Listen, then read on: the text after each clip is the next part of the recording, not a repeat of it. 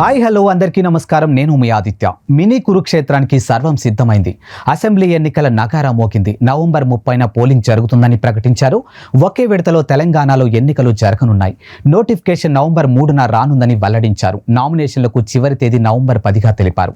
పరిశీలన నవంబర్ 13 ఉంటుందని వివరించారు.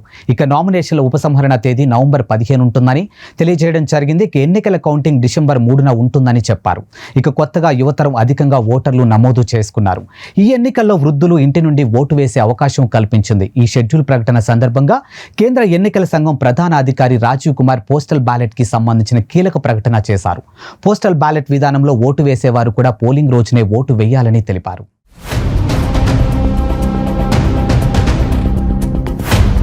పోస్టల్ బ్యాలెట్ వేసేవారికి షాక్. మారిన రూల్స్. ఇది వరకు పోస్టల్ బ్యాలెట్ వేసేవారు ఎన్నికల పోలింగ్ జరిగాక కౌంటింగ్ తేదీ వచ్చే వరకు ఎప్పుడైనా ఓటు వేసేందుకు వీలుండేది. ఇప్పుడు కొత్తగా రూల్ కారణంగా వారు కూడా పోలింగ్ తేదీనే ఓటు వేయాల్సి ఉంటుంది. ఒక రకంగా ఇది వారికి షాక్ ఇచ్చే ప్రకటన అనుకోవచ్చు. ఎన్నికల విధుల్లో పాల్గొనేవారు పోస్టల్ బ్యాలెట్ ద్వారా ఓటు వేస్తూ ఉంటారు. అందువల్ల వారు పోలింగ్ డే తర్వాత వీలు చూసుకొని వేసేవారు. ఇప్పుడు కొత్త రూల్ కారణంగా ఎన్నికల విధుల్లో ఉన్నప్పటికీ అదే రోజు వీలు చూసుకొని తమ ఓటు వేయాల్సి ఉంటుంది. ఇది వారికి కొత్తగా ఇబ్బంది అయినా ఎన్నికలను అత్యంత పద్ధతిగా నిర్వహించే క్రమంలో కేంద్ర ఎన్నికల సంఘం ఈ నిర్ణయం తీసుకుంది. ఇంకా ఇలాంటి చాలా మార్పులు చేస్తుందని తెలియజేశారు. ఈసారి ఎన్నికల సంఘం ఎన్నికల నిర్వహణకు అత్యంత ప్రతిష్టాత్మకంగా తీసుకుంది. ఎప్పటికప్పుడు మెరుగైన మార్పులు తీసుకున్నట్లే ఈసారి కూడా చాలా మార్పులు చేసింది. అందులో భాగంగానే పోస్టల్ బ్యాలెట్ విషయంలో వస్తున్న విమర్శలకు చెక్ పెట్టేందుకు ఈ నిర్ణయం తీసుకుంది. పోస్టల్ బ్యాలెట్ వేసేవారు పోలింగ్ డే తర్వాత వచ్చే ఎగ్జిట్ పోల్స్, ఇతర సర్వే అంచనాల లెక్కలో తీసుకొని తదనుగుణంగా తమ ఓటు వేసే ప్రమాదం ఉందని భావించిన ఈసీ అలా జరగడానికి వీలు లేకుండా చేయాలని నిర్ణయం తీసుకుంది. అందువల్ల పోస్టల్ బ్యాలెట్ వేసేవారు ఎలాంటి ఎగ్జిట్ పోల్స్ కి ప్రేరేపితం కాకుండా తమ ఓటును స్వేచ్ఛగా వేయాలనే ఉద్దేశంతో ఈ రూల్ను తీసుకొచ్చింది. బీఆర్ఎస్ ఖుషి, కాంగ్రెస్ బీజేపీకి టెన్షన్. ఇక తెలంగాణ సీఎం కేసీఆర్ 2018లో వేసిన ముందస్తు ఎన్నికల ప్లాన్ అప్పట్లో ఆ పార్టీకి భారీ విజయాన్ని తెచ్చిపెట్టింది. అప్పట్లో ముందస్తు ఎన్నికలకు ఊహించని ప్రతిపక్షాలు ఎన్నికల సన్నద్ధం కాలేకపోయాయి. 5 ఏళ్లు గడిచాక ఇప్పుడు కూడా సీఎం కేసీఆర్ అదే ప్లాన్ చేశారు. బీఆర్ఎస్ పార్టీ ముందుగానే 119 అసెంబ్లీ స్థానాల్లో 115 సీట్లను అభ్యర్థులను ప్రకటించేసింది. దాంతో నెల నుంచి ఆ పార్టీ అభ్యర్థులు జిల్లాలోకి వెళ్లిపోయి ఎన్నికల ప్రచారం, కార్యకర్తల సమీకరణ, ప్రజలతో టచ్లో ఉన్నారు. ఇక కాంగ్రెస్ బీజేపీలో ఆ పరిస్థితి లేదు. గత పొరపాట్లనే ఇప్పుడు ఆ పార్టీలు చేస్తున్నాయని తెలుస్తూ ఉంది. కాంగ్రెస్ పార్టీలో అభ్యర్థుల ఎంపికకు స్క్రీనింగ్ కమిటీ ఏర్పాటైంది. ఆ కమిటీ తన ప్రతిపాద అభ్యర్థుల లిస్టులు కేంద్ర కాంగ్రెస్ ఎన్నికల కమిటీకి ఇచ్చింది. ఆ కమిటీ ఒకేసారి అందరూ అభ్యర్థులను ప్రకటించాలన్న ఆలోచన రావడంతో అభ్యర్థుల ప్రకటన ఒకంత ఆలస్యం అయ్యేలా కనిపిస్తుందని తెలుస్తుంది. అయితే దాదాపు 70 మంది అభ్యర్థుల పేర్లు ఆల్రెడీ ఖరారైపోయాయని వెల్లడించారు. ఇక ప్రకటించకుండా ఆలస్యం చేయడం ఆ పార్టీకి మైనస్ అయ్యే ప్రమాదం ఉందని విశ్లేషకులు అంటూ ఉన్నారు. వామపక్షాలతో పొత్తు దృష్ట్యా వారికి కేటాయించే 2 సీట్ల విషయం ఇంకా ఫైనల్ కాకపోవడం వల్లే అభ్యర్థుల ప్రకటన ఆలస్యం అవుతుందని వాదన వినిపిస్తూ ఉంది. ఎన్నికల షెడ్యూల్ వచ్చేసింది కాబట్టి ఇక కాంగ్రెస్ త్వరపడాల్సిన పరిస్థితి కనిపిస్తూ ఉంది. బీజేపీ అభ్యర్థులపై ఉలుకు లేదు, పలుకు లేదు. బీజేపీ పరిస్థితి కూడా అలాగే ఉంది. ఆ పార్టీకి కూడా ఇంతవరకు అభ్యర్థులను ప్రకటించలేదు.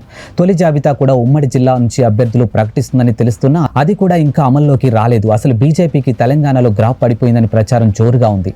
ఇలాంటి సమయంలో ఆ పార్టీ నెమ్మదిగా ఉండడం ఎన్నికల్లో నెగిటివ్ ఫలితాలు వచ్చే ప్రమాదానికి దారి తీయగలదని నిపుణులు విశ్లేషిస్తున్న వేళ అసెంబ్లీ ఎన్నికల షెడ్యూల్ వచ్చేసింది కాబట్టి తెలంగాణలో ఎన్నికల కోడ్ అమల్లోకి వచ్చేసింది. అందువల్ల ప్రభుత్వం ఇంకా కొత్తగా ఏ పథకాలు ప్రకటించే అవకాశం ఉండదు. అలాగే కొత్తగా శంకుస్థాపనలు, ప్రారంభోత్సవాలు ఉండవు.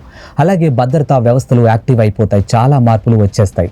పార్టీలు, కార్యక్రమాలు, నేతలు, అధికార ప్రచారాల విషయంలో షరతులు, తప్పులు. అందువల్ల ప్రతిపక్షాలు ఎంత త్వరతపడితే అంత వాటికి ప్లస్ అవుతుందని వెల్లడించారు. అదే ఆలస్యం చేస్తే దెబ్బతినే ప్రమాదం ఉందని విశ్లేషకులు అంటూ ఉన్నారు. మరి ఎన్నికలు బీఆర్ఎస్ కి ప్లస్ అవుతాయా లేక ప్రతిపక్షాలకు ప్లస్ అవుతాయా అన్నది ఫలితాలు ఇప్పుడు చూద్దాం.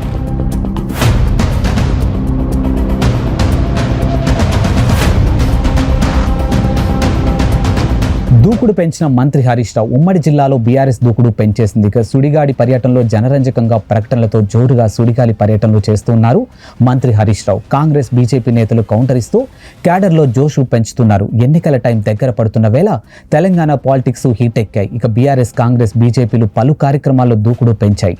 ఉమ్మడి మెదక్ జిల్లాలో వరుస పర్యటనలో చుట్టేస్తూ ఉన్నారు. ఇక బీఆర్ఎస్ అభ్యర్థుల గెలుపు కోసం ఏకంగా తానే రంగంలోకి దిగి ప్రచారాన్ని మొదలుపెట్టారు.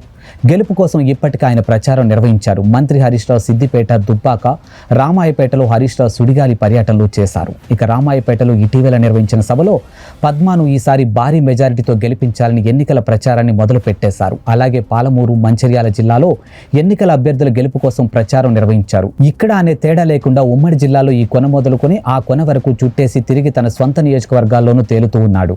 బీఆర్ఎస్ అభ్యర్థుల్లోనూ జోషి పెంచారు. ఇప్పటికే రాష్ట్ర వ్యాప్తంగా అభ్యర్థులను ప్రకటించారు. ఇక కింగ్ కర్తవ్యం ఎన్ని నోటిఫికేషన్ల కోసం ఎదురు చూసిన అభ్యర్థులకు ఎన్నికల సంఘం తీపి కబురు చెప్పినట్లయింది. నవంబర్ 30న పోలింగ్ అని ప్రకటించడంతో అభ్యర్థులు ఆనందానికి అవధులు లేవు. ఎన్నికల సంఘం ప్రకటనతో ఓటర్లను ఎలా ప్రసన్నం చేసుకోవాలనే ప్రణాళికలు రూపొందించుకున్నారు. ఇక నియోజకవర్గాల్లో ఉంటూ ప్రజల్లో మమేకమై ఓటర్ను తమ వైపు తిప్పుకునేందుకు సన్నద్ధమయ్యారు. ఇక గులాబీ బాస్ ఆదేశాల ఉత్సాహంతో ఎన్నికల ప్రచారం మొదలు పెట్టవచ్చని భావిస్తూ ఉన్నారు.